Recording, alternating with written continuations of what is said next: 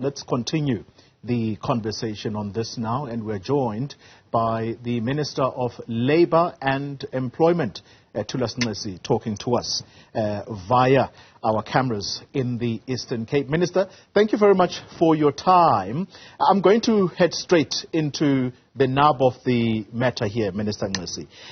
The mayor in Emalahleni, if you listened carefully to part of what she said, let there be legislation around the employment issues within the trucking industry. Labour matters, Minister Nxesi, are said to be at the heart of what we are seeing on our roads with the torching of these trucks. Do you take responsibility for what is now resurfacing, which is the torching of trucks?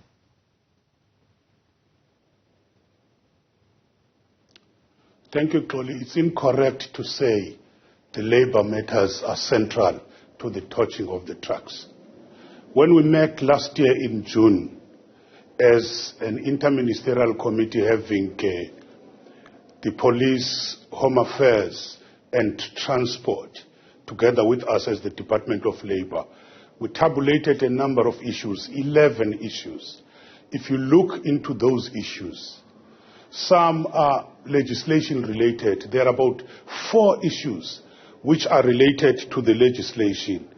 It's about the registration of the operations of Section 45 of the National, Road Traffic Act. There is also a number of other things, the cross-border transport or road transport legislation, which need to be amended, including the amendment of the National Road Traffic Regulations. Those are the issues which belong to transport, and the other issues belong to Home Affairs. Yes, there are a few issues belonging to the Department of Employment and Labour. For instance, when we're dealing with our own labour migration policy, we had indicated that we need to amend the basic laws here, especially the Employment Act.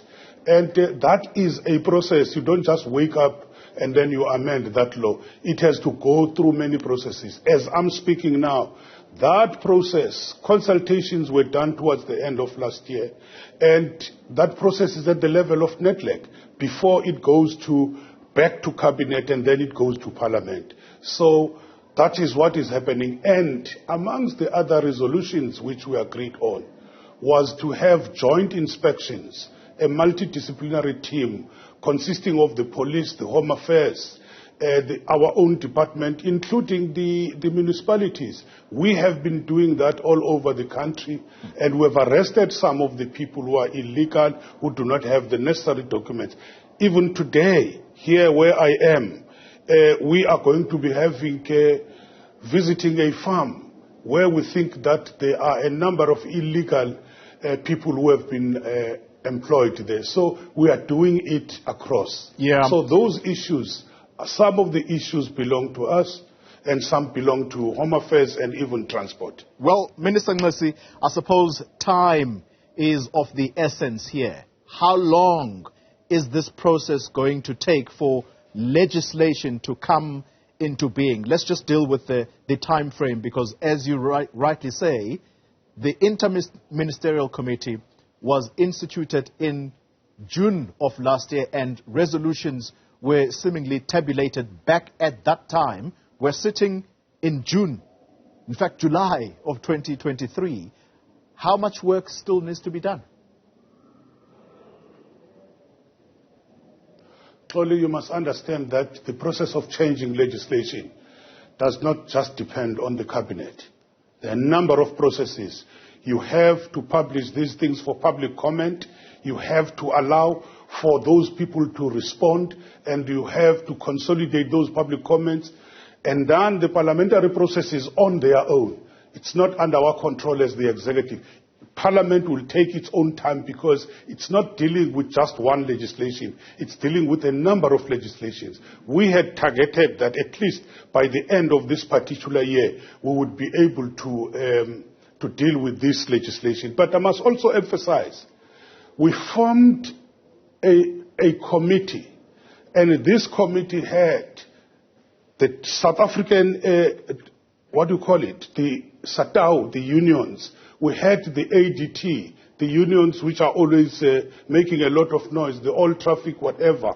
And we had all of them, the bargaining council, and we requested these unions to register so that they can be able to raise the bargainable issues between the employer and the employee at a bargaining chamber. They have refused to do that. They want us to negotiate in the street, whereas the issues of the employer-employee are negotiated in the bargaining councils. Let's talk specific legislation, Minister Nxesi, because this is what is now being used as an excuse for the resurgence of violence, at least by some of the people involved in the trucking industry. Labor migration issues, you've touched on that. I want to ask a specific question around that, because they are saying driving a truck is not a scarce skill. Therefore, South African drivers must be the only people employed in this industry. What does the law propose around that?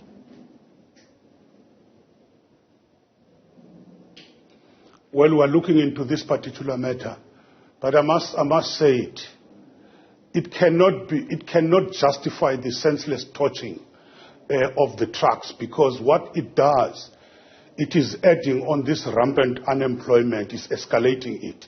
What the law is going to be suggesting, there are particular skills which we can be able to import, but there are skills we cannot be able to import from outside. But the issue here, Xoli, we are dealing with illegal people, but we are also dealing with the refugees. In terms of the international protocols which we have signed, refugees have a status in any country, and they are supposed to get employment if they are able to get the employment. You cannot be able to ban them. In fact, even our own constitution is very clear when it comes to those issues. So a total ban of the foreign people being the drivers, it's not going to happen because it's against the law. But the illegal ones, you can be able to deal with that. So in terms of that law, if people are not bringing any specialized skill which we need as a country, or a critical skill, definitely the companies will be wrong to do that. However, if people are refugees are in this country, the international protocols, including our own constitution, allows them to be this country, allows them to be able to get the jobs. But what we are proposing, because we're dealing with the different sectors, we are proposing what we would call the quotas in the different industries or different sectors, that there must be particular quotas, because we are recognizing that some of the employers have the tendency to want to employ the foreign nationals, not because they are correct, just because they want to exploit them, because they want to pay them low salaries, and all they want to do is to violate the basic labor legislation in this country. We'll deal in a moment, Minister Nxesi, with just how far you have gone to root out the rotten elements. I'm talking about the employers now who employ foreign nationals to exploit them. But you seem to be quite clear in your understanding of what needs to happen here as far as the employment of foreign nationals in the trucking industry. And your words are not mistaken. You are saying that no law exists in South Africa which says foreign truck drivers are banned from working in South Africa. But the unions in this industry, or the associations, they seem to have a different view altogether, and that is that there was some kind of an agreement that trucking is not a scarce skill, therefore only South African drivers will be employed. Do they have it wrong? We agreed that trucking is not a scarce skill. We agreed on that. But there are people who are already employed. You cannot be able to block them. There are people who are delivering goods from the other countries. Like some of the members of these unions, or in fact they are not unions because they have refused to register as unions. They are the associations. They claim that they are representing the employed and the unemployed. And we have agreed that this is not a scarce skill. However, we have said to them, what has to happen is we must allow for this legislation to be processed properly, and once it's processed, we're able to deal. But at the same time, as the Department of Labour, working with the Police and Home Affairs, we normally have inspections like we're going to do today. We normally have roadblocks. There are people who have been arrested in those particular roadblocks, and they are taken to the authorities to be dealt with. Some of them get deported. So we are continuing with our campaign to do that. But people must not think that to change the legislation, you are going to do it overnight. It's involving many processes are involved. Minister Nxesi, can I ask for your indulgence? I'm going to take a quick break and come back so that we conclude the conversation in a moment. You're watching Newsfeed AM. If you're just joining us, we are in conversation with Minister Thulas Nxesi. He is the Minister of Labour and Employment. And, of course, you guessed it, the subject matter is the torturings that we're seeing on our roads, the President condemning these as economic sabotage. Minister Nxesi, let's conclude the conversation, therefore. And it's quite evident what the employers in the trucking industry are saying, and that is that a company which employs illegal migrants will always have competitive advantage over those that are doing this work legitimately, because they have to pay contributions towards medical aid, pay as you earn, those kinds of things. My question to you is, how many of those trucking companies that employ illegal migrants for exploitation purposes, how many of them have you put out of business?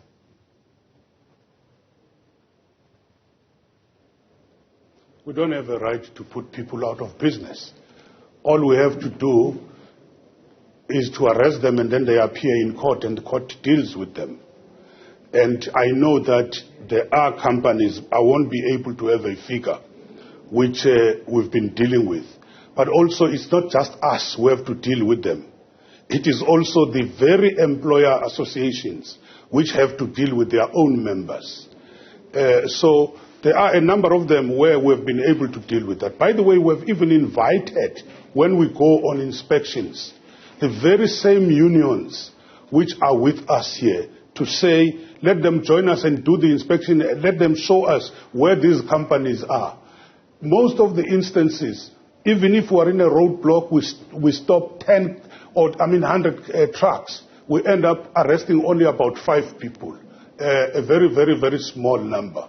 But it's very clear that the employers, what they do, even if you take them to court for violating the laws, all they will do is to pay that particular fine imposed by the court. But now, what we are coming up with is to say, as part of changing the law, we must be very harsh for violating the labor laws, even if it means we have to tamper with their profit and take a particular percentage of their profit as part of sending the message. It's a mere proposal, Minister Nxesi. It does not go far enough.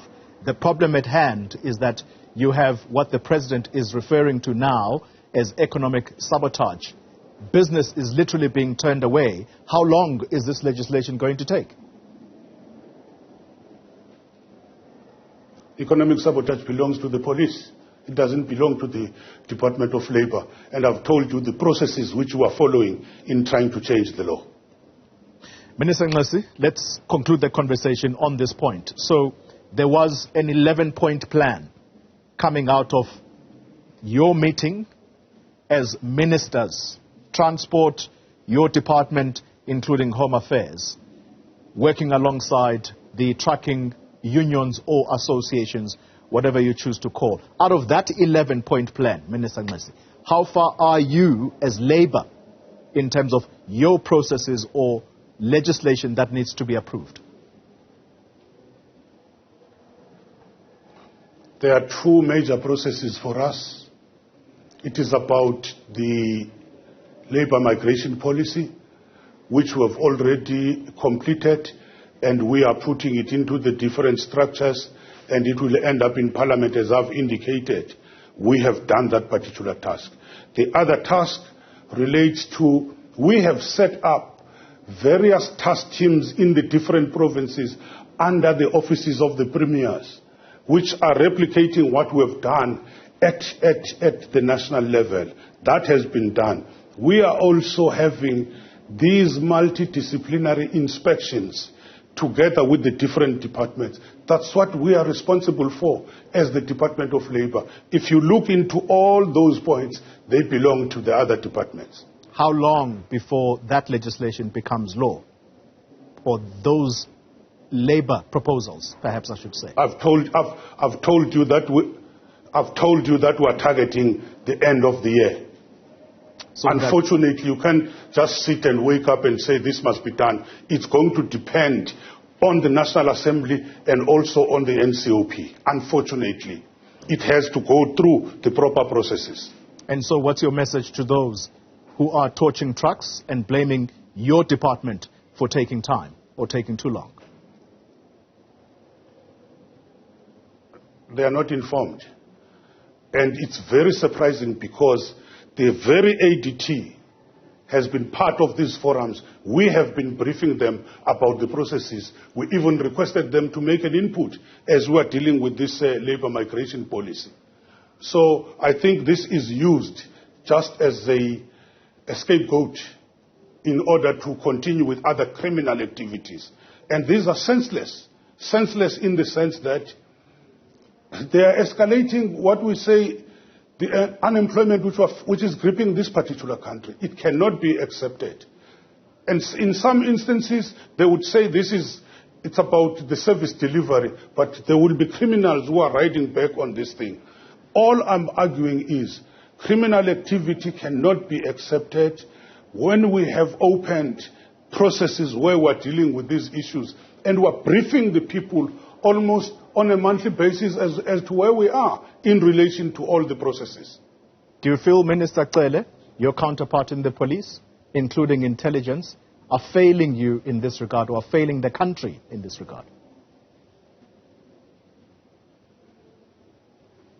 I won't be able to comment on that. I don't have any competence in terms of law and order and even the intelligence.